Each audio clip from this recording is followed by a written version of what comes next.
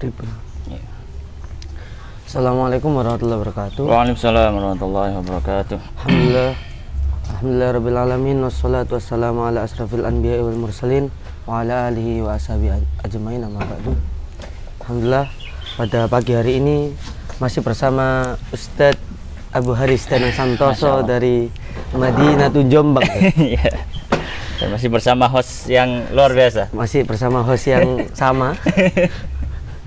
Berarti jam terbangnya sudah tinggi, jam udaranya. Ya kebetulan ini salah satu pekerjaan rutin.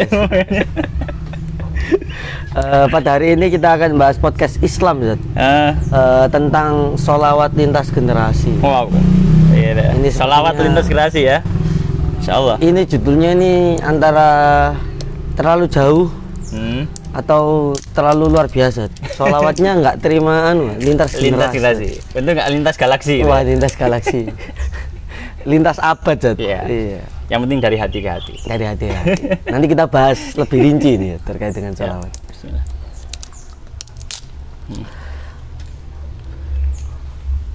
Hal ini mungkin menarik, Zat, ketika sekarang sholawat itu menjadi fenomena yang cukup viral lah bahasanya. Banyak sholawat, kemudian majelis sholawat, kemudian hal-hal yang bisa dipingini, kan ada yang kalau pengen disolawatin dulu aja, gitu kan. Gitu. Tapi kita nanti tidak bahas hukumnya, kita mungkin lebih ke awal-awalnya terkait dengan sholawat itu. Apa sih sebenarnya sholawat itu? Secara lugo, secara istilah yang disebut sholawat itu harus seperti apa dan memenuhi persyaratan yang seperti apa sehingga dia bisa dinamakan sholawat. Iya, baik. Bismillah wassalatu wassalamu ala rasulillah wa ala alihi washabihi wa man wala. Amma ba'd. Baik. Ya memang sholawat itu suatu, kita katakan suatu ibadah ya, suatu ibadah yang sangat mulia, sangat agung, dan bahkan disampaikan oleh banyak para ulama, dia adalah ibadah yang mulia, ibadah yang istimewa, dan para ulama bahkan membuat kitab-kitab khusus yang bahas tentang masalah sholawat, cuma bahas sholawat saja. Begitu mulianya ibadah ini, begitu agungnya ibadah ini, begitu ibadah ini memiliki rentetan keutamaan yang banyak sekali, yang luar biasa. Itu tadi, hingga para ulama itu banyak yang membuat kitab-kitab khusus tentang masalah sholawat. Ya, banyak sekali, dan diantara yang paling masyhur yang disampaikan oleh yang ditulis oleh para ulama, diantaranya Jala'ul Afham, ditulis oleh Imam Ibnu Qayyim Al-Jauziyah. Beliau punya kitab satu jilid tebal gitu ya, mungkin sekitar 600-an halaman atau 700, bahas sholawat. Ada juga Al-Hafidz As-Sakhawi. Al-Hafidz As-Sakhawi beliau memiliki kitab Al-Qaul Di situ juga beliau membahas tentang masalah sholawat. Isinya cuma sholawat aja. Maksudnya bahas sholawat, pengertian, kemudian hal yang berhubungan dengan sholawat. Dan beliau itu juga satu jilid tebal sekitar 5 ulama tentang ibadah sholawat ini. Dan sholawat merupakan ibadah yang mulia. Maka kita kembali tadi, pengertian apa sih sholawat itu? Maka kita lihat dulu dari sisi bahasa.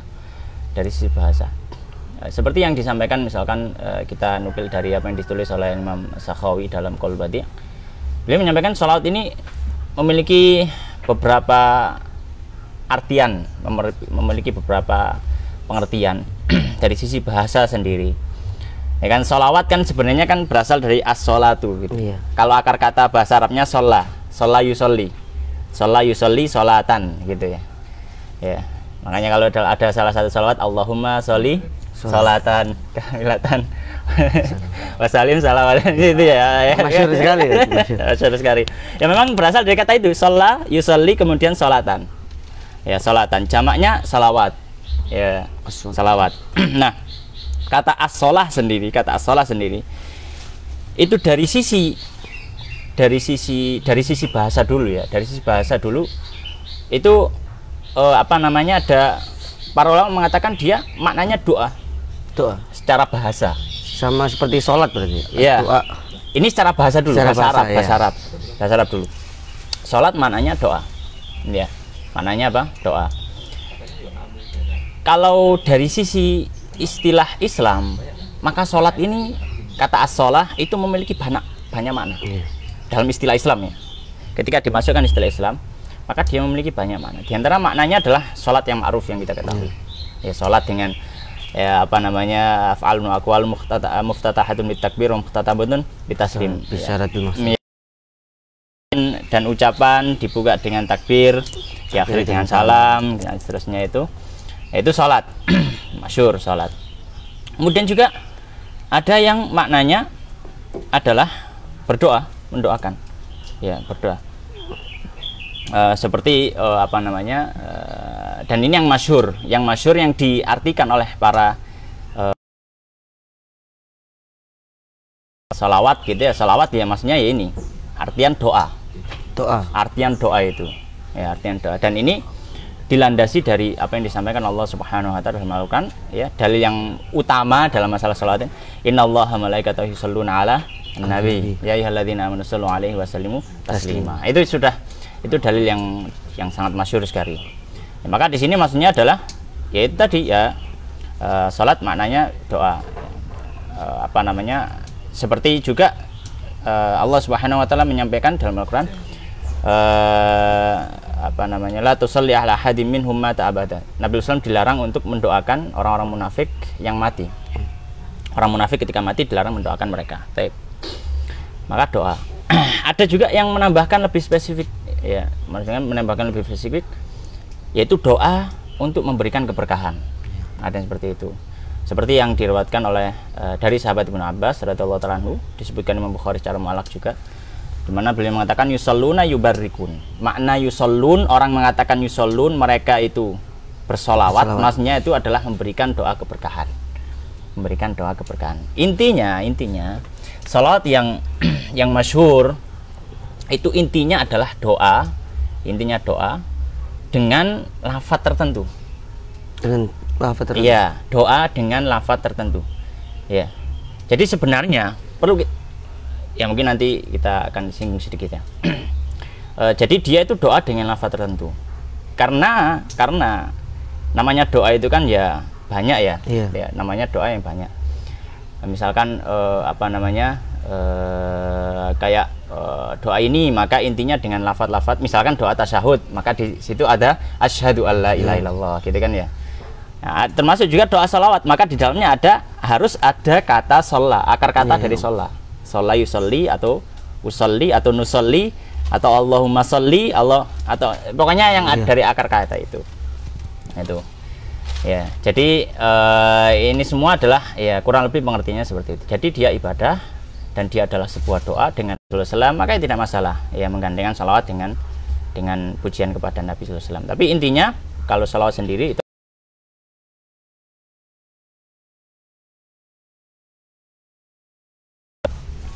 memiliki beberapa bentuk. Siapa yang mengucap?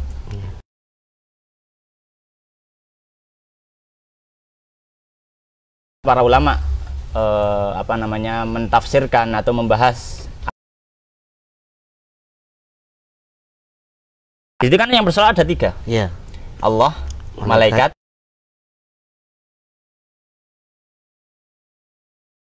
Berdoa kan nggak mungkin. Makanya tadi maka harus ada tafsir lain. Harus ada tafsir lain. Termasuk bagaimana kalau manusia yang bersolat pada Nabi. Ya, maksudnya apa? Maka di sini para ulama memberikan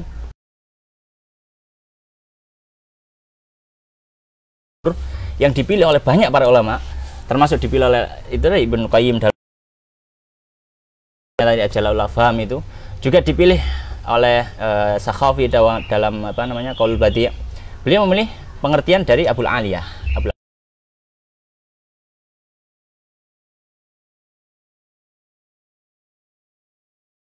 Indal malaika. Jadi salawatnya Allah untuk Nabi itu maknanya adalah bagaimana Allah memuji Nabi sallallahu alaihi wasallam di antara penduduk langit, gitu. Di mana Allah Subhanahu wa taala memuji Nabi sallallahu alaihi wasallam di antara, dan pujian Allah tentu saja adalah kehormatan yang didapatkan oleh makhluk itu. Kalau wa minal malaikati ad-du'a ulahu, dan dari malaikat, maka maknanya adalah malaikat berdoa kepada Allah untuk Nabi sallallahu alaihi wasallam, untuk kebaikan Nabi sallallahu alaihi wasallam, berdoa. Ya. Jadi wa minal ya, jadi salawat dari Allah adalah dari pujian, kemudian salat kepada salat dari malaikat adalah doa untuk Nabi sallallahu alaihi wasallam. Ya. Ada juga dalam riwayat lain disebutkan wa salatu minal malaikatil istighfar. Ya. Istighfar. Jadi lebih spesifik, doanya bukan doa umum tapi minta untuk pengampunan untuk Nabi sallallahu alaihi wasallam. Minta pengampunan. Malaikat minta pengampunan dari Allah SWT untuk Nabi sallallahu alaihi wasallam. Ya. Ada juga yang riwayat seperti itu. Ya. Nah, untuk manusia, maka sejatinya dia adalah ibadah itu. Jadi dia adalah ibadah. Jadi sholawat yang dilantunkan oleh manusia tidak lain dan tidak bukan adalah bentuk ibadah dia karena mengikuti perintah Allah dan Nabi-Nya. Perintah Allah dan Nabi. Jadi kebaikan dari sholawat itu tidak kembali ke siapapun sebenarnya, tapi kembali kepada kebaikan dirinya. Makanya dalam hadis yang masyhur, bahwasanya ada seorang sahabat, kalau nggak salah Abu Musa al-Asy'ari atau Mu'adz bin Jabal, ketika bertanya kepada Nabi SAW, ya Rasulullah, kam aj'al, ya, kam aj'al laka min du'ai, atau dalam terjemahannya, ya Rasulullah, berapa nilai salawat yang aku berikan kepadamu dari doa-doa yang aku lantunkan. Ya, maka dia tadi mengatakan, bagaimana kalau aku berikan seperempatnya, ya, sepertiganya. Maka Nabi mengatakan, ya bagus, gitu, khair. Fa idza jitta fa huwa khairun laka. Tapi kalau kamu tambahi, maka dia lebih bagus. Maka sahabat tadi mengatakan, fanisfahu, kalau begitu separuhnya, Nabi. Jadi doa saya dalam satu hari misalkan, separuh doa, separuh saya isinya sholawat. Maka kata Nabi SAW, ya boleh-boleh saja, tapi kalau kamu tambahi maka lebih bagus. Nah, dia tambahi, ya Rasulullah, kalau begitu saya jadikan seluruh doa saya adalah salawat. Dalam artian saya nggak berdoa, saya cuma soal salawat aja kepadamu, Nabi. Maka kata Nabi SAW, kalau begitu engkau akan dicukupi kebutuhanmu dan kesulitanmu akan diberikan kemudahan. Dalam artian salawat itu dari hamba itu akan kembali pada dirinya, tidak kembali kepada Nabi SAW. Dalam artian tidak ada dampak. Iya, misalkan kita minta doakan kebaikan, Nabi itu sudah, nah itu sudah kebaikannya luar biasa, sudah gak mungkin gak masuk surga, mustahil, gitu loh. Kita mintakan istighfar untuk Nabi, siapa kita? Oh, kita aja banyak dosanya. Maka sebenarnya ketika kita bersalat pada Nabi SAW, itu adalah bentuk kepatuhan kita kepada perintah Allah dan Nabi-Nya, dan itu adalah ibadah. Oleh karena ini adalah ibadah, maka butuh aturan, butuh kesakralan, butuh sesuatu yang tidak boleh seseorang itu berkreasi semaunya. Nah, jadi seperti itu kurang lebihnya pengantar sholawat ini. Ini menarik. Ini tadi wah, ini kayaknya harus yang ayat tadi nih yang harus ditanyakan. Sudah ya. Soalnya kan terkait dengan definisi sendiri, ya itu tadi kan ada yang doa, ada yang pujian. Kayak Allah kan nggak mungkin berdoa, tadi makanya pujian. Nah, malaikat berdoa atau minta ampun, sementara Nabi itu maksum, maksudnya dijaga dari dosa. Apalagi yang manusia gitu. Manusia kan, apakah kita mendoakan Nabi supaya, kalau kita mendoakan manusia yang lain kan karena semoga selamat, semoga diampuni. Lah, seperti jenengan katakan tadi kan, bahwa Nabi itu udah maksum, udah dijaga, wis yang paling alim, yang paling maksudnya yang paling dekat dengan ini, bahwa kita yang manusia untuk menyebut sholawat kepada Nabi itu kan ibadah tadi, karena diperintahkan oleh Allah SWT dalam kitabnya. Kemudian dan juga Allah SWT bersolawat, malaikat penghormatan kepada beliau karena beliau yang membawa risalah itu. Seperti itu mungkin. Ya, jadi memang semacam itu, karena memang ketika kita bersolawat kepada Nabi itu murni memang kita itu cuma mengikuti perintah Nabi. Jadi supaya dapat syafaat, kebaikan, dapat syafaat. Lah Nabi yang memberi syafaat kok. Ya kita harus mengasihi diri kita sendiri gitu. Ini jadi nguyai segoro. Segoro. Jadi ya bukan seperti itu, tapi apa? Salat kepada Nabi sallallahu alaihi wasallam. Ya, itu fadilah keutamanya kembali kepada orang bersalawat. Enggak kembali kepada Nabi sallallahu alaihi wasallam. Ya. Jika kita bersalawat misalkan di antara fadilahnya disampaikan oleh Nabi sallallahu alaihi wasallam, siapa yang bersalawat pada Nabi sallallahu alaihi wasallam disebutkan dalam hadis Abu Dawud, Tirmidzi disebutkan dalam Riyadhus Shalihin, ya man shalla alaihi salatan sallallahu alaihi bi asyran. Siapa yang bersalat padaku, ya, bersalat untuk orang tersebut 10 kali.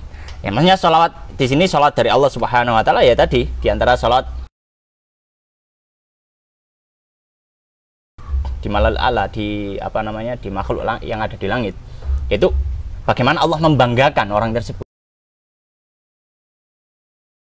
Ya, salah satu tafsiran lain juga maksudnya Allah akan bersalat pada orang tersebut, Allah akan memberikan kebaikan pada orang tersebut. Ya, itu diantaranya keutamaan bagaimana mungkin orang-orang yang tidak terkenal di bumi, misalkan akan tetapi namanya disebut-sebut di langit. Ya. Bukan karena punya utang, bukan ya? Tapi karena memiliki keutamaan tadi. Keutamaan. Saya disebut di dunia itu konotasinya sekarang tidak selalu positif, Zah. Oh gitu. Iya. Apa mungkin punya akun tapi nggak tahu orangnya siapa? Wah itu. Nah ini kan berkaitan ya. Berkaitan kan sholawat lintas generasi. Iya. Kita hari ini itu kan macam-macam, Zat. Sebenarnya kemarin ada beberapa titipan pertanyaan juga, tapi nanti di semi akhir aja. Oh gitu. Terkait dengan sholawat tadi, jika ibadah, pujian, ibaratnya, karena kita mengikuti perintah Allah SWT, ada syarat-syaratnya. Tapi nanti syarat-syarat sama jenis sholawatnya di akhir aja. Yeah. Ini lebih banyak ke pertanyaan. Saya kira, saya kira para hadirin baik yang offline maupun online sudah tahu sholawat seperti apa. Cuma lebih ke pertanyaan-pertanyaan. Pertanyaannya, Zat, apakah Nabi itu tahu bahwa kita bersolawat kepada beliau? Apakah maksudnya Nabi itu, ini Mas Najib misal, atau Mas Bayu, atau Mas ini sedang bersolawat? Apakah Nabi itu tahu, ataukah apakah solawat itu sampai, bukan sampai sebagai ibadah, sampai kepada Nabi? Kan biasanya kalau kita salam atau ibaratnya mendoakan atau seperti apa, kan disebutkan juga wala taqulu lima yuqtalu fi sabilillahi amwat, atau seperti apa mendudukkan hal ini dalam konteks sholawat seperti itu tadi. Baik. Dalam hadis-hadis yang sahih, bisa ini referensinya bisa dibaca secara utuh, mungkin bisa membaca Riyadhus Shalihin. Riyadhus Shalihin di situ ada pembahasan tentang sholawat. Itu banyak sekali, sholawat dan salam ya tentunya. Banyak sekali atau beberapa hadis yang menunjukkan bahwasanya memang ketika kita bersolawat kepada Nabi Shallallahu Alaihi Wasallam, maka Nabi mengetahui. Di antaranya satu hadis yang sahih, Nabi SAW menyampaikan, "Sallu alayya fa inna salatakum tablughuni haitsu kuntum." Atau kama qala sallallahu alaihi wasallam. Bersolatlah kepadaku, sesungguhnya salat kalian itu sampai kepadaku dimanapun kalian berada. Ya, dimanapun kalian berada. Maka salat yang kita lantunkan, maka diketahui Nabi SAW. Ya, diketahui Nabi SAW. Dan dengan seperti itu maka ya bahkan Nabi mengetahui bahwa kita ini umatnya, kita cinta pada Nabi dengan mengikuti perintahnya. Dengan mengikuti perintahnya. Termasuk juga dalam satu riwayat yang lain, ya, siapa yang bersalat atau mengucap salam kepada Nabi sallallahu alaihi wasallam, ya. Idza sallama ahaduhum faraddallahu ilayya ruhi hatta arudda ilaihi salam. Siapa yang mengucapkan salat atau salam kepadaku, maka Allah mengembalikan rohku sehingga aku bisa membalas salamnya orang tersebut kepada salamnya orang tersebut.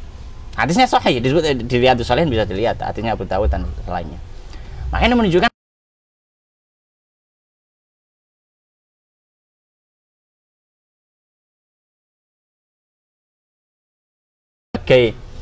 sebagai apa namanya, pengikut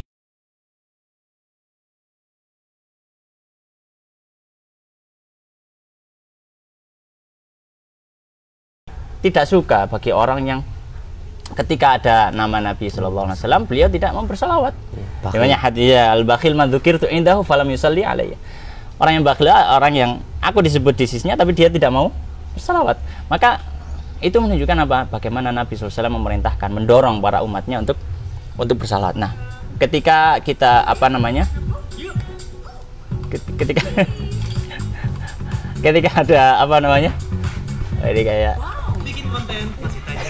ada sponsor. Sebentar. Ada sponsor. Mungkin tarik napas dulu ya. Minum dulu. Ya, jadi seperti itu. Jadi ya, insya Allah dimanapun kita berada, maka Nabi SAW mengetahui sholat kita, mengetahui salam kita, dan bahkan Nabi SAW akan membalas salam kita ketika kita mengucap kepada Nabi SAW, Assalamualaikum ya Rasulullah, misalkan seperti itu. Alhamdulillah. Nah, jadi kurang lebih seperti itu. Jika tadi terkait dengan sholawat bahwa Nabi itu tahu dan membalas dan dikatakan sebagai ibadah, apakah boleh kita menjadikan ini sholawat itu sebagai kan ibadah yang kadang ada orang yang mudah, kan tadi dikatakan bahwa orang yang ibaratnya disebut nama Nabi kemudian mengucapkan nama beliau, bahkan yang tidak mau mengucapkan maka termasuk orang-orang yang bakhil, kemudian menjadikan rutinan, saya tak sholawat hari ini sekian puluh atau semampu dia lah tanpa ibaratnya, karena dia meyakini itu sebagai ibadah, karena itu mudah, mungkin mudah bagi siapapun yang dimudahkan oleh Allah Subhanahu wa taala. Tapi terkait dengan itu juga Ustaz, apakah boleh kita apakah yang disebut sholawat itu hanya menyebut nama secara teks? Kalau kita bicara tentang sholat secara kan itu tidak hanya sekedar kaul dan tidak hanya perkataan kemudian perbuatan, tapi juga menghadirkan hati di sana gitu kan. Kemudian ketika kita disebut nama Nabi, ya kita sholawat itu. Tapi apakah harus kita untuk menghadirkan hati kita untuk bersolat sebagaimana kita ketika sholat mengingat Nabi gitu kan? Kalau disebutkan salah satu dari parameter cinta itu kan ada 3. Kasih nun antikrim, banyak menyebut-nyebutnya termasuk taman Nabi liqoi, kemudian pengen ketemu, maksudnya apakah demikian juga dalam konteks sholawat ini ketika kita saya mengenal Allah melalui Rasul, melalui Nabi, akhirnya saya bersolawat dengan harapan nanti bisa bertemu dengan Nabi, dan maksudnya hal-hal yang demikian dalam hal-hal ukhrawi lah Ustaz, apakah diperbolehkan atau seperti apa dalam konteks sholawat ini? Ya,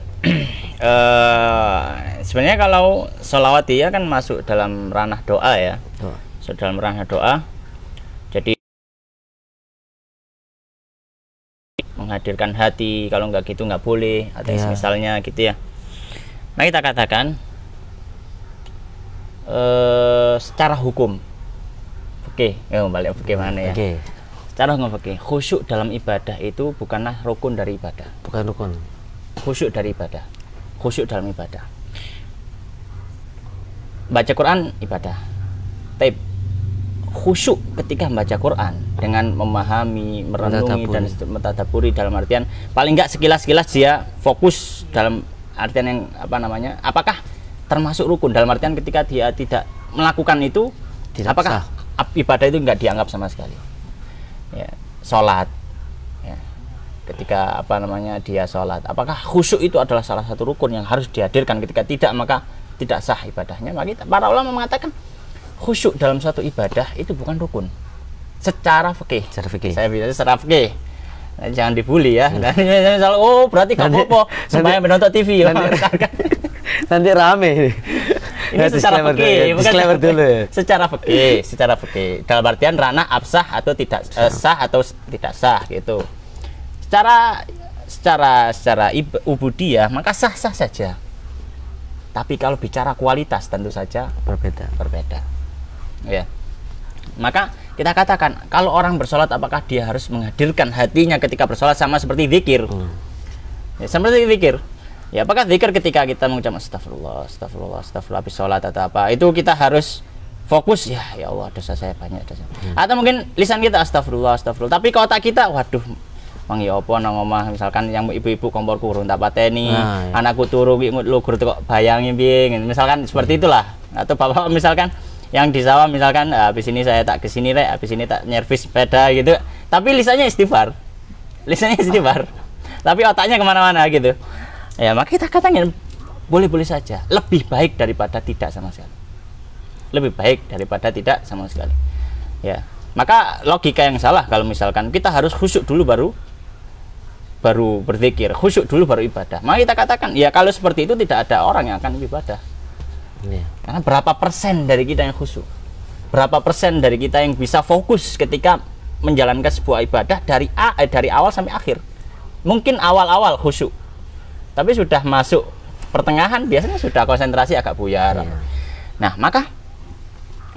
makanya Nabi Islam makanya dalam Al-Quran Allah Subhanahu wa Ta'ala menyampaikan walladzina jahadu fina lanahdiyannahum subulana. Kita perlu mujahadah. Mujahadah upaya dalam artian kita coba ketika kita berzikir, beribadah, kita kok nggak khusyuk, misalkan khusyuknya cuma 10%, kita harus upaya terus, berusaha terus.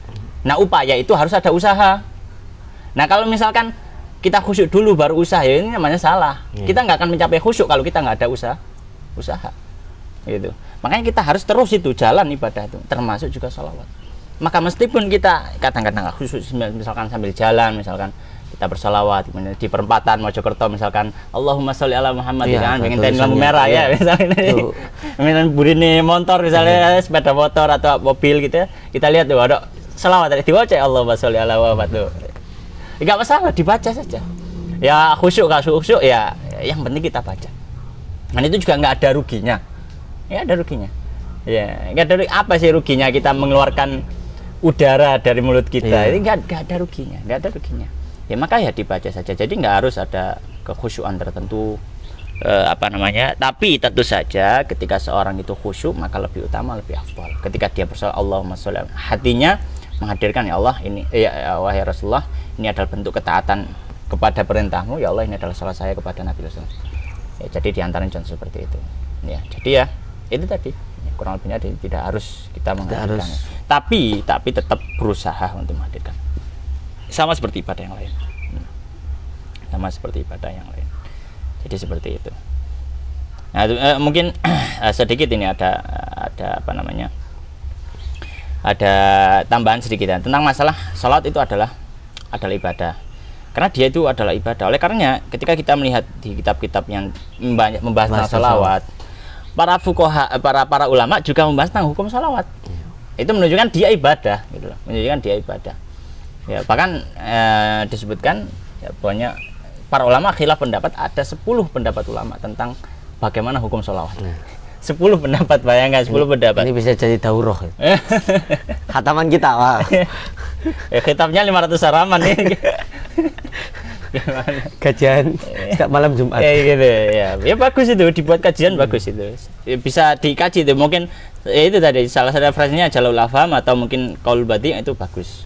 Ya, ada juga kitab kontemporer seperti kitabnya Syekh Abdul Muhsin Al-Abbad. Ya, ayahnya Syekh Abdul Razak.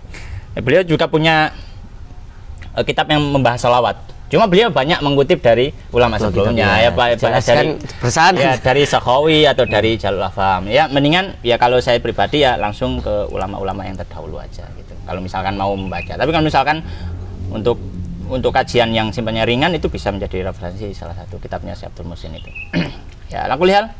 Ya, jadi ya itu menunjukkan bahwasanya para ulama itu memang sangat-sangat konsen dan memang dia ibadah yang penting. Jadi, seperti itu. Ya, seperti itu Mas Naji. Cukup berat dong. Nah, ini yang pertanyaan netizen yang paling seneng biasanya. Khasiat sholawat. Itu kan bicara tentang sholawat itu kan macam-macam bisa. Kalau istighfar kan memang ada ayatnya gitu kan, yang Hasan Al-Basri itu Assalamualaikum warahmatullahi wabarakatuh. Kemudian ada berbagai kisah masyhur terkait Imam Ahmad bin Hambal yang ketika dia ibaratnya ada seorang menjual roti ya, apakah demikian juga dengan sholawat? Apalagi tadi disebutkan bahwa itu ibadah kan. Mohon maaf Ustaz, kan kita sekarang kan mungkin bagi sebagian orang termasuk saya itu surga itu terlalu jauh Ustaz. Kayak wah sama nanti dapat surga, iya siapa yang nggak pingin itu. Tapi sekarang saya tuh butuh bayar SPP. Maksudnya kayak apa ya amalan yang bisa ibaratnya bayar SPP, bisa mempermudah gitu ya, bekerja siapa orang yang tidak bekerja, amalan memperlancar rezeki gitu ya. Nah itu kan makanya kan sebenarnya yang ditanyakan oleh para netizen, para orang-orang awam termasuk saya itu kan, apakah membaca ini akan membuat makanya saya tuh suka dengan ibadah yang populer kan. Kayak sholat duha katanya bisa cepat kaya gitu kan. Mungkin masih proses. Iya. Atau kayak ada yang protes, saya sholat duha tiap hari kok gak kaya-kaya. Waduh, ini juga saya tidak tahu juga. Apakah memang redaksinya itu sholatlah duha nanti kamu kaya? Setahu saya kan akfika akhirnya dicukupi itu kan. Kemudian apakah kemudian ada redaksi-redaksi tentang sholawat ini yang baca seperti ini nanti atau mungkin bukan redaksi secara khusus atau secara umum karena ibadah tadi kan kalau logikanya orang yang beribadah banyak nanti akan dekat dengan Tuhan, dekat dengan Tuhan nanti akan dimudahkan. Nah, pomong ini lagi butuh banyak uang kan, PPL KKN ini cukup menguras uang barangkali. Ini ternyata jawaban, sampai harus sholawat segini, jangan banyak-banyak tuh. Yang penting yang sedikit tapi yang mandi gitu loh. Atau seperti apa kan? Mungkin ya ini kan orang-orang awam kan senang, soalnya kan mereka lebih banyak secara pengetahuan agama yang bisa dipraktekkan. Sama harus jaga sholat gitu. Nanti ada yang berubah, jaga sholatnya harus baca ini. Makanya soalnya orang butuh itu ya seperti itu. Soalnya saya kemarin itu sempat ada kejadian lucu. Saya di sebuah warung kopi beli nasi goreng di depan warung kopi. Beliau curhat, Mas ini seharian tidak laku gitu. Saya harus baca apa loh? Jangan tanya saya Pak, kalau saya tahu amalan yang bisa membuat saya jualan laris, saya tidak jadi mahasiswa, saya jualan saja. Saya tahu kuncinya, kunci laris tiap hari itu saya tahu, doanya baca ini gitu. Tapi kan karena saya tidak tahu, saya juga tidak jualan. Saya juga pernah jualan terus tidak laku juga gitu kan. Kokot ya, bangkrut itu kan. Saya juga heran, coba karena saya ingat Imam Hasan Al Basri itu tadi istighfar mawon Pak. Saya 3 hari atau 4 hari saya kesana lagi, ternyata Mas, ini mandi, waktu kok bisa mandi di beliau, di saya kok enggak. Saya juga bingung sendiri ya. Saya sampai timbul itu. Nah itu terkait dengan sholawat, apakah seperti itu ataukah ada khasiatnya ataukah memang ya murni ibadah saja atau seperti apa? Soalnya ini cukup banyak berseliweran tapi tidak ada kemudian nukilan yang benar-benar saya kira yang bersumber atau dari kitabnya juga nukilannya dari mana kan? Seperti itu, seperti apa? Ya, baik. Sebenarnya saya menjawab itu mungkin perlu kita memahami beberapa hal. Yang pertama adalah tentang masalah keikhlasan dalam melakukan amal. Itu start pointnya di situ. Start pointnya di situ. Harus bahas ikhlas gitu. Iya, apa? Wa mumiru ila li abdullah mukhlishina lahuddin. Itu start pointnya harus di situ. Maka ikhlas dalam amal. Nah, maka ini perlu diperhatikan juga setiap orang yang beribadah kepada Allah Subhanahu wa taala. Kita harus memperhatikan poin ikhlas ini. Nah, dan ikhlas itu memiliki tingkatan. Kalau nggak salah pernah saya singgung juga di hari tentang tingkatan ikhlas. intinya adalah ada sesuatu yang memang dia menjadi pokok asal dan itu adalah bentuk ikhlas. Apa itu? Yaitu ketika melakukan ibadah murni hanya karena Allah Subhanahu wa taala. Karena tujuannya cuma ingin dapat ridhonya Allah. Cuma hanya ingin mematuhi perintah Allah. Cuma itu aja. Itu nggak ada embel-embel kalau ini dapat ini kepentingan. Bahasanya begitu. Nggak ada kepentingan. Begitu, bahasa diplomatis. Bahasa politiknya nggak ada kepentingan di balik apapun, nggak ada. Pokoknya disuruh gini ya sudah. Kita nggak ada kepentingan apapun. Kita sebagai hambanya Allah, makhluknya Allah, disuruh gini ya manut, disuruh ngadeg ya ngadeg, kon lungguh ya lungguh gitu. Dan ketika kita melakukan ibadah yang murni ya Allah, ya engkau yang memerintah, sudah kita ikuti saja. Itu pokok dan ini nggak boleh hilang.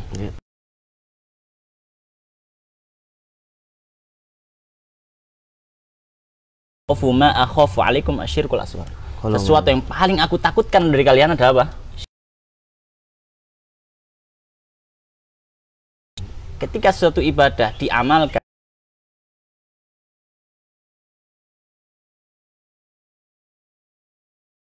kesadaran dalam hatinya, saya beribadah ini ya karena saya hambanya Allah, hati kongkon ya manut gitu. Nggak ada seperti itu, tapi ada unsur yang lain yang dia menoleh ke sana. yang lebih besar mungkin, yang lebih dominan. Sama-sama oh saya berdoa kepada Allah kok, tapi sebenarnya dia kan ada hajat tadi. Nah, ketika pokok daripada ikhlas ini sudah teramankan, ya ada tambahan-tambahan niat yang bisa diniatkan. Ada tambahan-tambahan niat yang bisa diniatkan. Nah, tambahan niat ini tergantung dengan fadilah yang disebutkan dalam riwayat yang ada. Ini penting. Ini jangan dibalik. Struktural ini jangan dibalik. Fadilah dulu. Fadilah teratas. Kita sebagai hamba Allah nih sore gitu. Jadi jatuhnya nagih kan. Ya Allah kalau pun kok derek gitu. Ini penting, memahami ini penting soalnya. Karena banyak manusia yang tidak paham ketika ibadah karena dia membalikkan struktural pokok ikhlasnya tadi. Dikira ikhlasnya itu adalah fadilah itu paling atas itu ikhlas.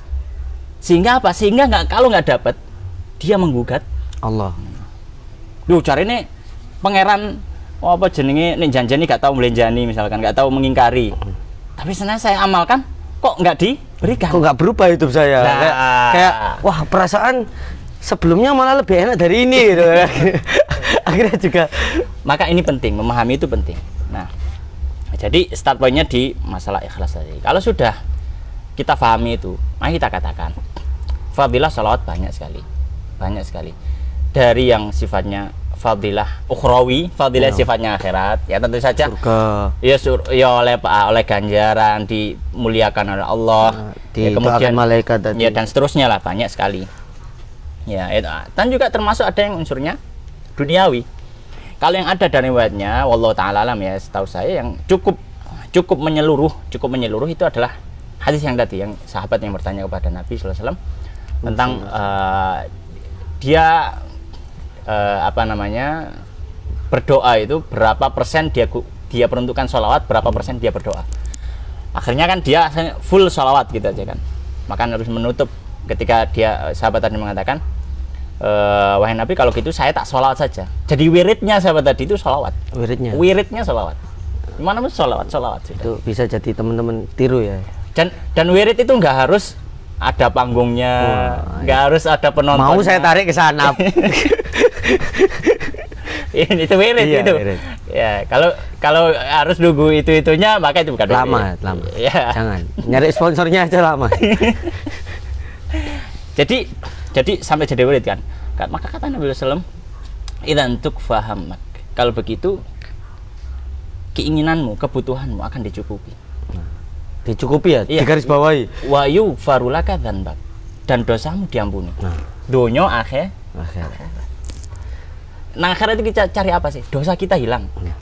Di akhirat cari itu. Di dunia apa sih? Kita butuh apa? Dicukupi. Dunia kan itu. Gitu ya. Maka hadis ini sebenarnya ya sudah sangat menyeluruh. Maka termasuk fadilah sholawat adalah akan dicukupi. Ya, bukan dituruti kemauannya. Iya. Ya beda. Harus bedakan. Kadang orang itu merasa kecukupan dirinya adalah ketika dituruti kemauannya. Maka kita katakan berbeda. Ya. Dicukupi itu tidak harus kemauannya dituruti. Ya.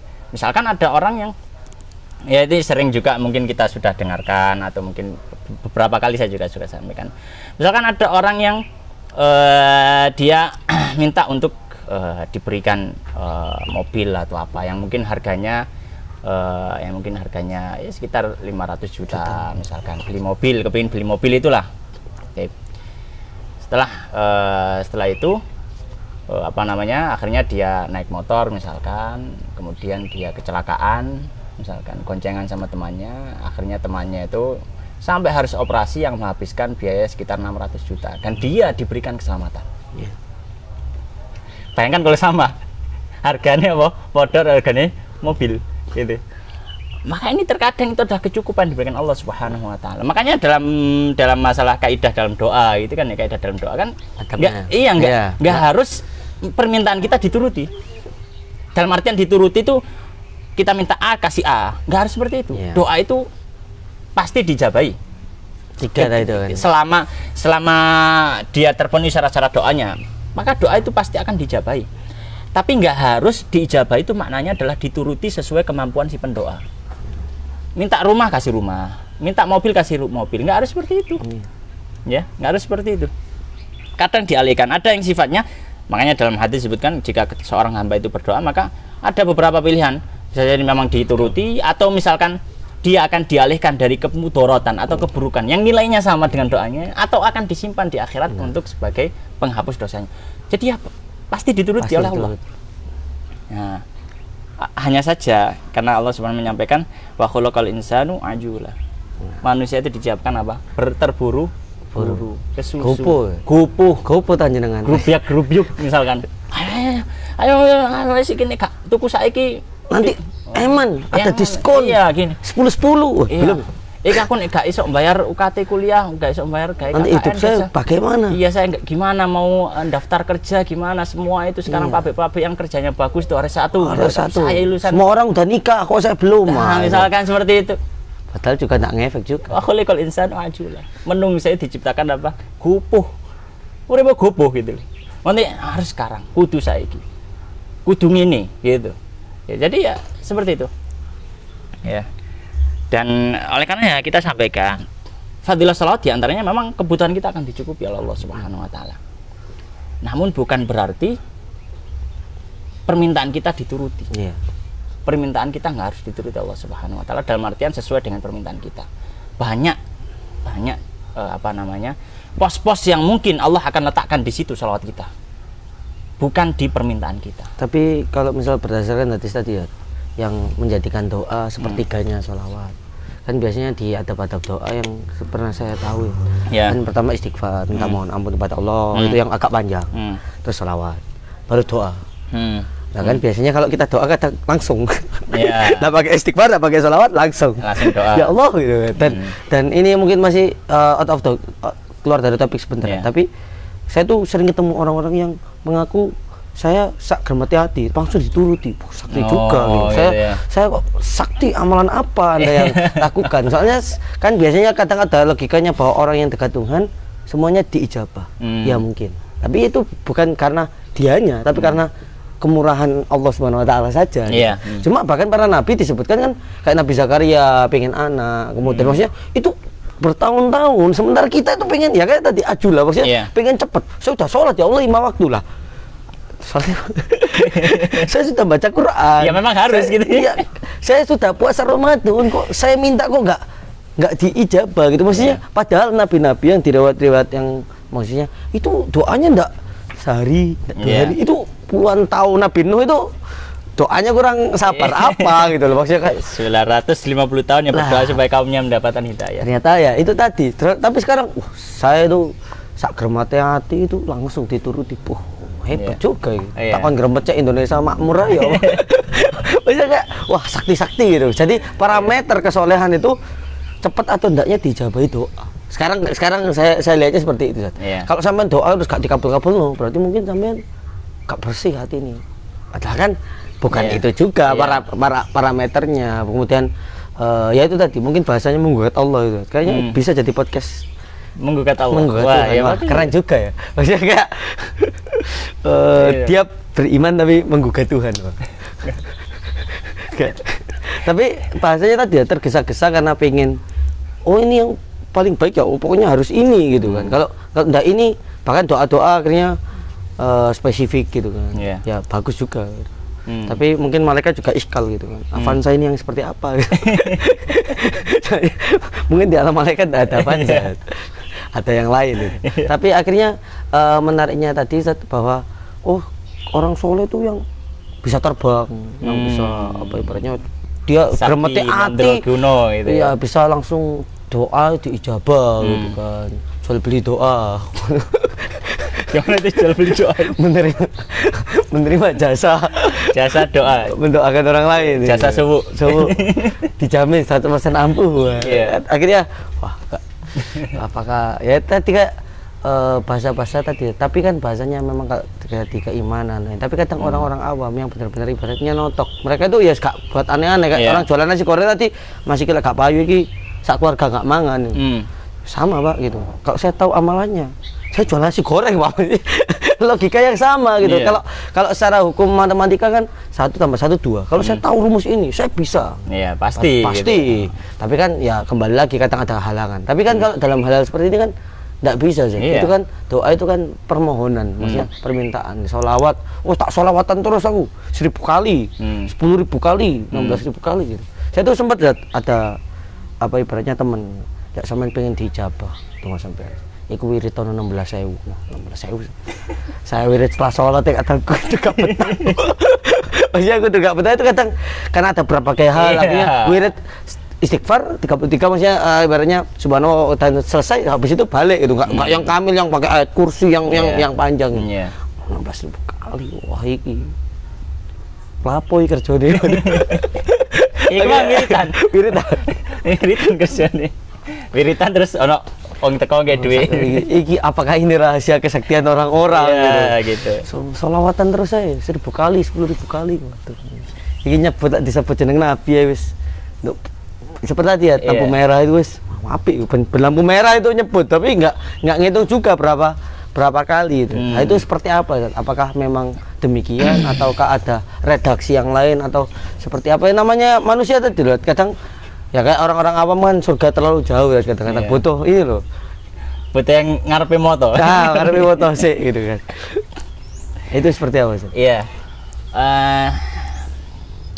Jadi gini, untuk yang saya tanggapi yang pertama tadi yang misalkan parameter kesolehan seorang itu adalah ketika misalkan doanya dijabahi, kemudian punya beberapa hal. Dan kalau misalkan dia tunjukkan hal tersebut, khawatirnya itu bukan termasuk kesolehan. Karena ini yang kalau mau kita baca ya beberapa kalam-kalam para ulama yang ahli tazkiyatun nafs, ahli tasawuf, mereka mengatakan kalau dia benar wali Allah, itu dia malu karomahnya ketahuan orang seperti malu aibnya ketahuan orang. Bukan malah dijual.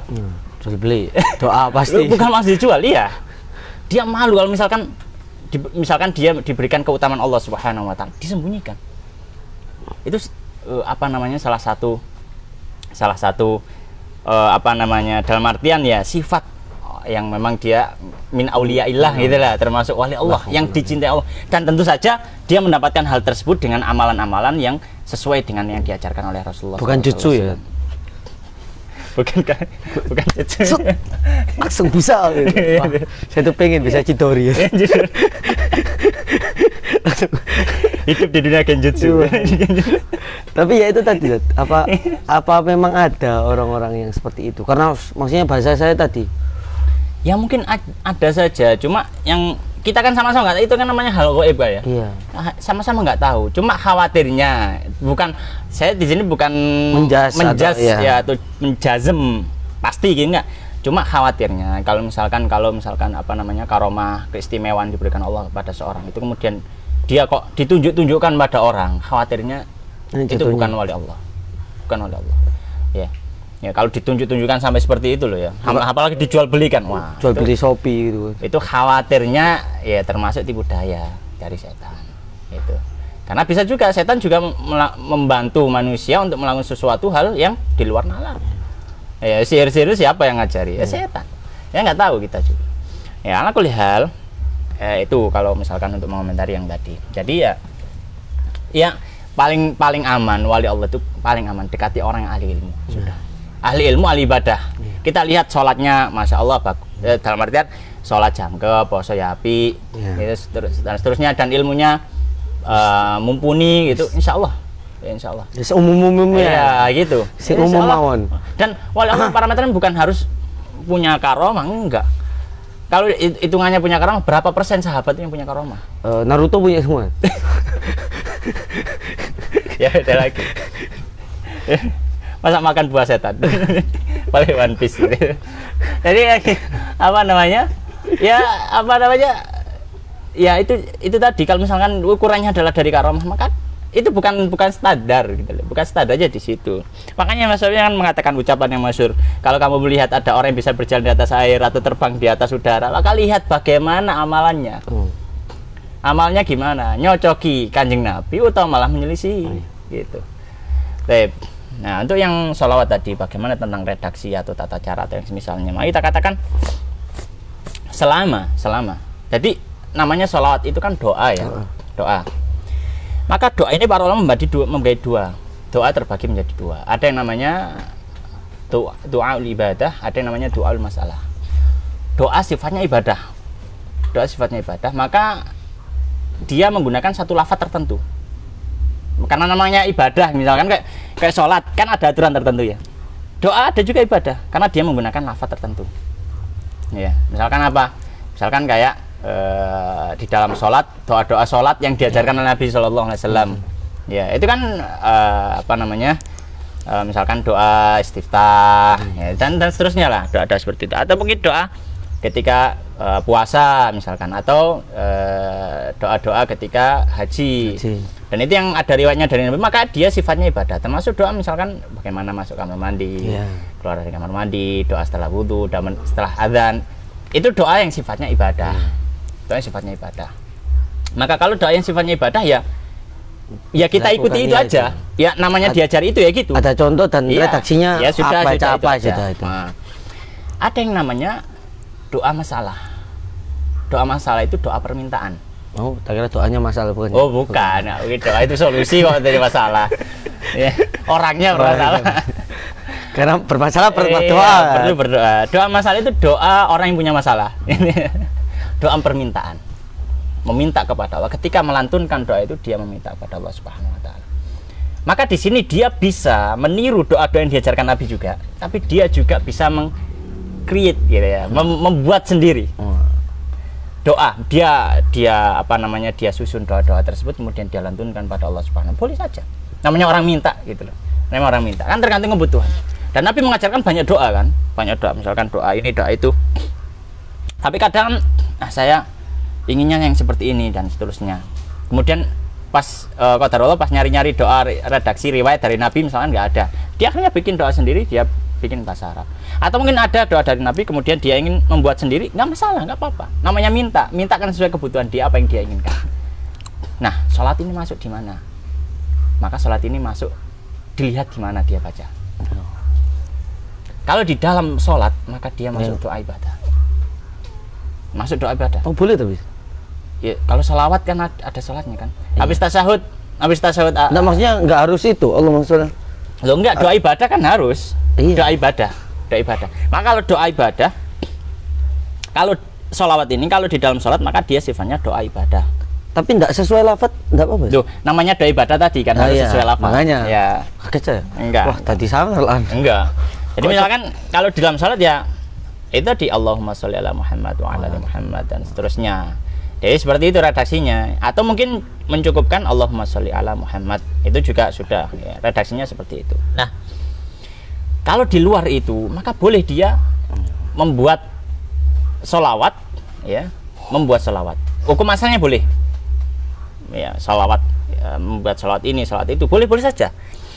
Yang penting nanti kalau misalkan disebut sholawat harus ada kata lafadz sholatnya. Allahumma sholli atau pujian. Iya, bukan pujian. Biasanya kalau memang hasil kreasi itu sholatnya nanti diganteng sama pujian. Ya. Di awali brief, intro. Ada ref juga. Terakhir ya, doa ya terakhir. Ya, jadi seperti itu. Nah, maka kita katakan kalau yang sholawat di luar sholat ini, di luar sholat, maka boleh silakan dia mungkin menambahi pujian yang lain kepada Nabi SAW selama tidak ada unsur yang berlebihan, terlalu memuji Nabi melebihi posisi yang seharusnya bagi Nabi. Misalkan beliau adalah hamba Allah, maka tidak boleh kita dudukkan seolah-olah kita mintanya kepada Nabi. Kita mintanya kepada Allah. Ya, jadi tidak boleh kita terlalu meminta kepada Nabi, ya Nabi kami sudah berusaha, tolong bantu kami.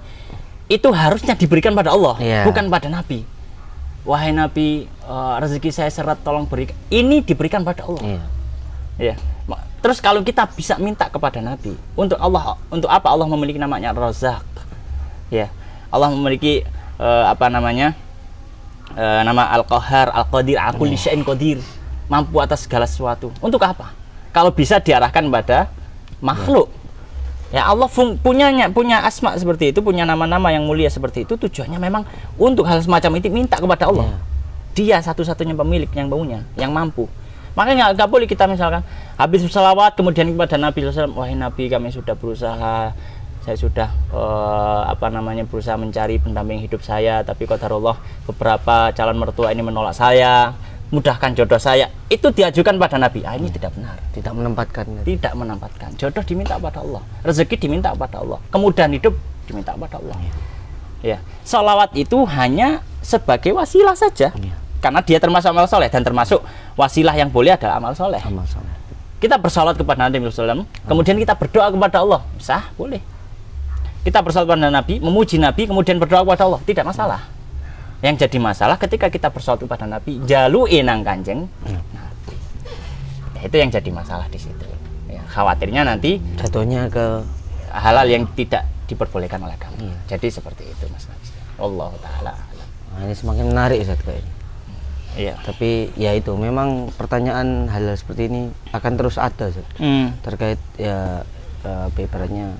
Sebenarnya kadang udah ganti bulan ya, Ustaz. Kemarin sholawat, kemudian permintaan datang, apalagi ada majelis-majelis sholawat itu kan, ketika ditarik kan ada berbagai hal. Saya kemarin sempat ditegur sama teman, "Emang gak seneng Kanjeng Nabi dah? Kok gak elok majelis?" Lah, saya sholat tiap hari. Maksudnya organisasi saya Muhammadiyah. Namanya saja Muhammad. Berarti kan kalau ketika saya kan sholawat tiap hari, ketika sholat kan kita, apalagi sholat sunnah kan juga sholawat saja, gitu kan. Apalagi ya itu gitu loh. Saya tuh pernah ikut salah satu majelis sholawat. Saya nggak bilang ini benar atau salah. Saya ikut yang di Surojinawa. Nah karena tubuh saya kecil itu akhirnya kedorong-dorong, dan kebetulan di depan saya itu ada ibu-ibu pingsan itu kan. Oh gitu. Daripada saya pingsan, BPJS kepake gitu, kemudian akhirnya saya pulang. Maksudnya pulang saja. Itu kan enggak tahu ya, saya enggak berani komen terkait hal-hal tersebut. Cuma bahwa ada yang seperti itu dalam prakteknya. Apakah kemudian keyakinan yang ini terakhir ya disolatin terus generasi mahabbah tadi menempatkan Nabi di gitu kan. Apa ibaratnya? Apakah Nabi datang ketika ada yang sholawat? Saya sempat ada kejadian unik saat kemarin. Saya tidak sebut di mana lah. Ada sekitar 960 orang. Ya, salah satu instansi, kemudian yang terbangan macam-macam gitu kan. Saya juga ya ini bukan saya banget itu kan. Kemudian yang lain itu ya ada yang Mobile Legends di pojok gitu, maksudnya kayak wah wis gak kondusif sekali. Yang ngucap itu cuma 8 orang atau bahkan nggak sampai itu semua. Ataukah mereka nggak tahu, apakah karena bahasa Arab macam-macam gitu kan. Sampai saya tanya ke teman saya yang meyakini bahwa Nabi hadir, misalnya Nabi hadir sano loh. Kamarnya kan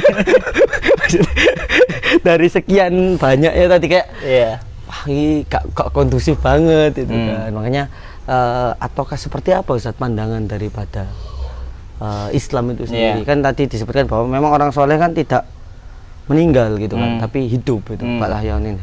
Tapi apakah kemudian berjalan-jalan ataukah kemudian mendatangi khususnya mobil khusus Nabi itu kan, ataukah seperti apa bahwa dalam konteks ini? Soalnya kan majelis juga banyak gitu kan. Apakah kalau disebut tadi bahwa nyampe ke Nabi kemudian datang gitu kan, sholawat kan di mana-mana, orang-orang sholat kan di seluruh muka bumi.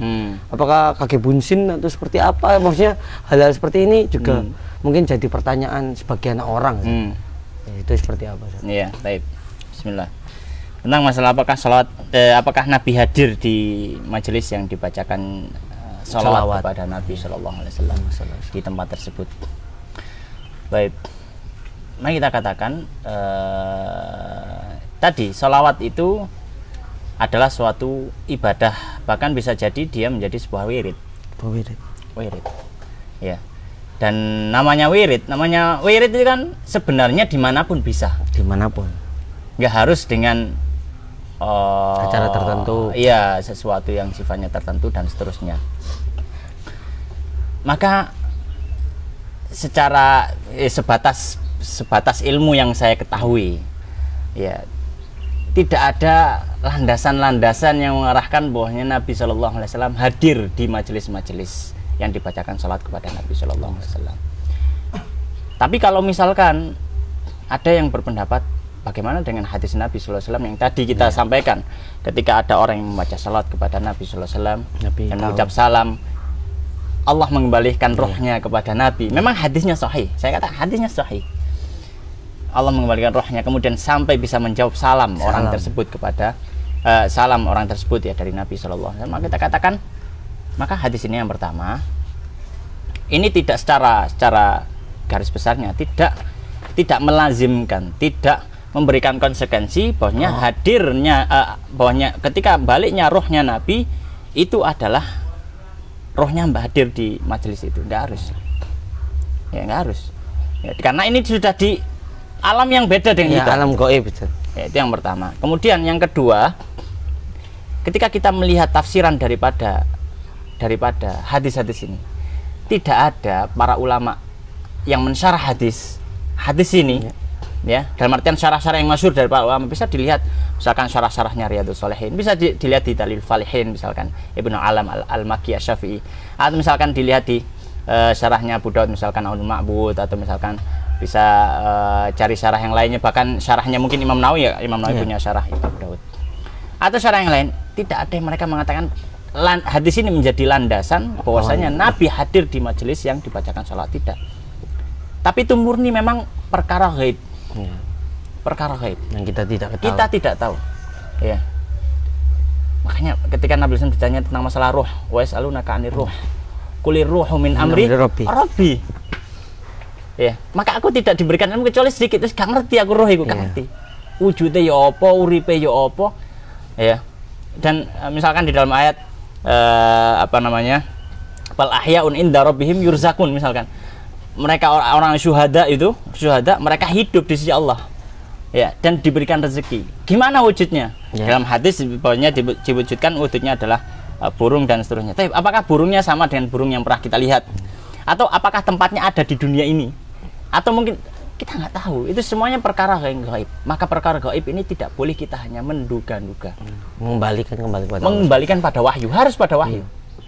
Bahkan mungkin seorang alim sekalipun kalau itu berbicara masalah gaib, maka dikhawatirkan ya ini bisa jadi itu adalah sesuatu hal yang salah, bisa jadi kemungkinan besar ya, kemungkinan besar bisa jadi salah. Karena apa? Karena sesuatu yang gaib hanya bisa kita kembali kepada Allah yang menciptakan kegaiban itu, atau Nabi yang memang diberitahu langsung oleh penciptanya, yang ada teks redaksi, maksudnya benar-benar ada tentang masalah itu ya. Atau mungkin tafsiran dari para sahabat mentoknya sampai situ. Karena tidak mungkin sahabat itu ketika menafsirkan sesuatu yang gaib kemudian dia berasal dari akal-akalan saja. Atau menyembunyikan juga. Para ulama sepakat para sahabat itu bukanlah pendusta. Semuanya sepakat. Para sahabat ketika mengucapkan sesuatu yang sifatnya tidak mungkin bisa diambil dari ijtihad, maka itu berarti hasil mendengarnya mereka dari Nabi. Setelah itu, maka sudah ada kemungkinan salah benar. Maka kepastian itu hanya didapatkan dari Nabi atau sahabat ada. Nah, selama ini tidak ada, sependek pengetahuan saya, tidak ada riwayat-riwayat menyampaikan hadir di majelis dan seterusnya. Ya, tapi ya wallahu taala misalkan ada yang punya landasan yang lain ya. Tapi kalau saya pribadi memandangnya nggak seperti itu. Ya, dan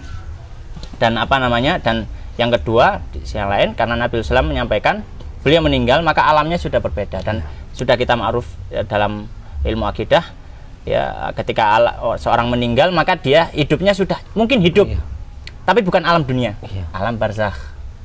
Makanya hadis-hadis yang menceritakan kehidupan setelah kematian itu semuanya cerita di alam barzakh. Kalau misalkan kita coba ke kuburan sekarang, kita keduk kok gak ono malaikate misalkan, jadi namanya bambu. Betul, di zaman dulu, zaman saya kecil itu ada yang sampai melakukan coba-coba dilebokno mic nang jero kuburan itu, telepon son suaranya apa sih, siksa kubur gitu kan. Itu alam barzah, kita nggak tahu, masih digepuk ya malaikat, kata dalam hadis sampai teriaknya itu memekakkan telinga makhluk yang kecuali manusia dan jin. Kita nggak tahu, itu sudah alam beda. Itu saya pernah kena prank. Oh gitu. Atau YouTube ternyata live alam barzah gitu kan. Saya lihat kan memang HP-nya dipendam, Zat. Jadi hitam aja lama itu, kayak mana ini maksudnya, kayak Nggak ada, kan namanya HP dipendem kan hitam, nggak ada kayak green black screen gitu. Lampunya itu dari mana? Iya gitu kan. Wah, kata lightning dia. Iya, jadi itu. Ya, terus misalkan Fir'aun, ya. Ya. Pokoknya disebutkan dalam Al-Qur'an, Fir'aun itu dihadapkan neraka di pagi dan sore hari. Jasadnya Fir'aun di Mesir. Kita lihat gimana Fir'aun melek, atau kejet-kejet titik ini misalkan kesiksa. Nggak ada. Oh gerak. Oh gerak. Tahiyat masalahnya. Susah juga. Apakah kayak kita alam barzakh itu sudah beda alam. Kita manusia ilmunya terbatas. Ya, ilmunya terbatas gitu ya. Berapa planet sih yang diketahui manusia sekarang? Berapa bintang yang diketahui manusia sekarang? Terbatas sekali. Itu saja masih alam dunia. Bukan sudah beda alam barzakh.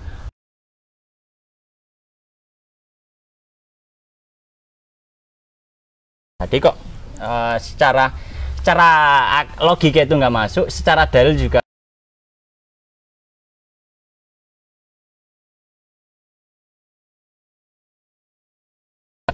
Secara pribadi seperti itu, gitu.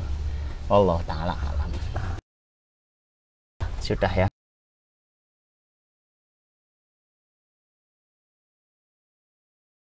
Insya Allah. Mungkin nanti selanjutnya ada podcast yang lain dan tanya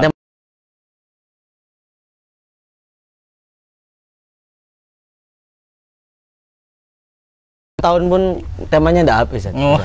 Insya Allah temanya.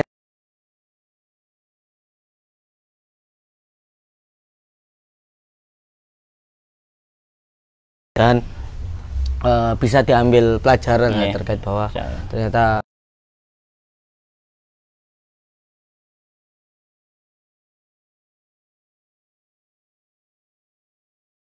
saran untuk mendekatkan kepada Allah Subhanahu wa taala, tapi tetap menempatkan posisi Nabi Muhammad SAW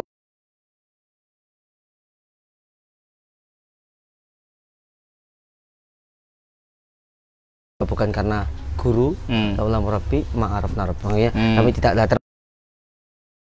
Jadi kita Allah Subhanahu wa taala. Jadi kita tetap meminta kepada Allah, tapi karena kita dikenalkan oleh Nabi terkait hak kewajiban, kita berterima kasih kepada Nabi. Salah satunya mungkin dengan sholawat tadi, menyebut-nyebut beliau, kemudian berharap syafaat beliau dan lain-lain.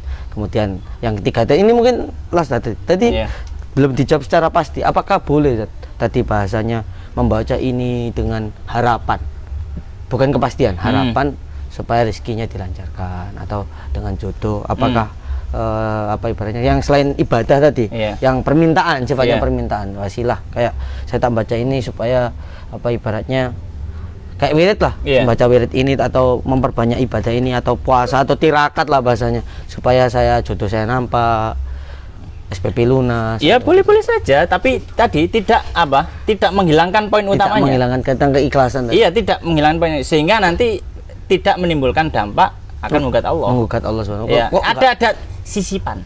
Dia niat sisipan, bukan niat utama. Salah. Kalau misalkan itu mau jadi niat utama, tunda dulu, jangan amalkan dulu. Itu nanti percuma kita amalkan, akan merusak amal kita. Niat yang buruk akan merusak amal kita. Nah, kalau misalkan itu jadi niat utama kita, maka tunda dulu. Baru kalau kita sudah mantap, sisipan mantap, bisa ngatur hatinya. Ada titipannya. Iya. Ibadahnya diperbaiki dulu, nanti Allah tahu lah kurang lebih kita perbaiki dulu sholatnya, kemudian lain-lain, nanti sambil meminta, maksudnya bahasanya seperti itu. Bukan tiba-tiba ujuk-ujuk dari tidak sholat terus mengamalkan sesuatu, apa ibaratnya tidak diijabah ngamuk lah, kok ngamuk gitu kan. Terkait itu ya, mungkin cukup di sini.